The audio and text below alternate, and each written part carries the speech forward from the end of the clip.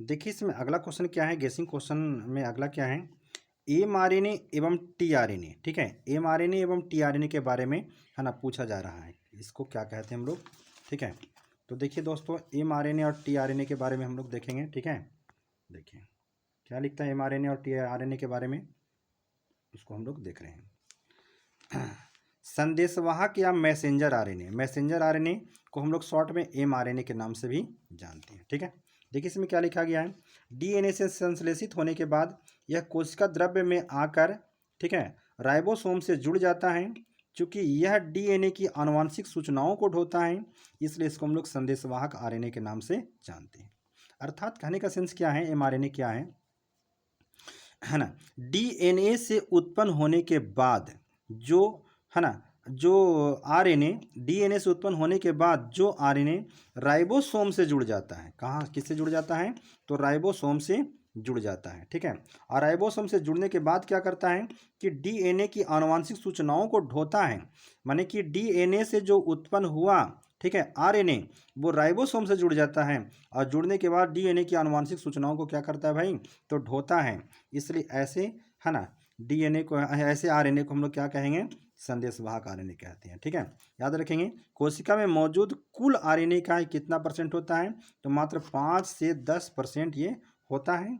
ठीक है, और इस आरएनए का आणविक भार कितना होता है, तो इकाई दहाई सैकड़ा हज़ार 10,000 लाख, यानी 5 लाख से लेकर के है ना 5 लाख से लेकर के 10 लाख तक इसका क्या होता है भाई, तो अनुभार होता है। ठीक है, ये मैसेंजर आरएनए हो गया। एक बताया गया है यहाँ पर टीआरएनए, जिसको हम लोग स्थानांतरण आरएनए या ट्रांसफर आरएनए, जिसको हम लोग शॉर्ट में बोलते हैं क्या है कि टीआरएनए बोलते हैं। ठीक है, इसे हम लोग आहा ना विलेय आरएनए यानी सोल्यूबल आरएनए या एस आरएनए भी कहते हैं। ठीक, प्रोटीन संश्लेषण के समय यह आरएनए आवश्यकता के अनुसार विभिन्न एमिनो एसिड का कोशिका द्रव्य से राइबोसोम तक स्थानांतरण करता है।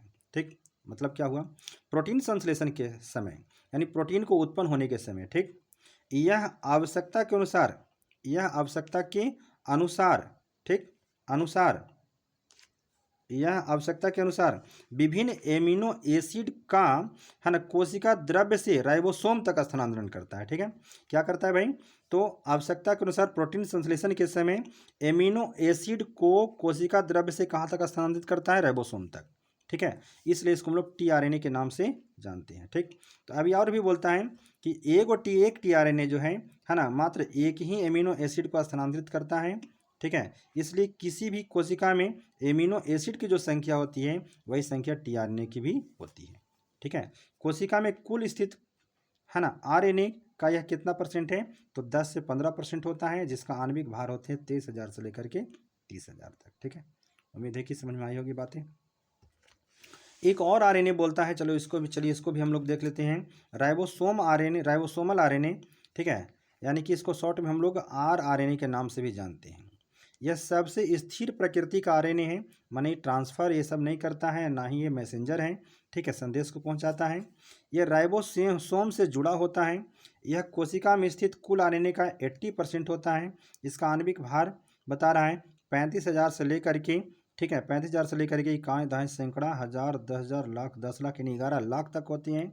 ये तीनों प्रकार के आरएनए में सबसे अधिक समय तक ये क्रियाशील होता है, एक्टिव होता है। ठीक है, तो इतना आप लोग जरूर याद रखेंगे कि मैसेंजर राइबोसोमल जो आरएनए है सबसे स्थिर प्रकृति के आरएनए हैं।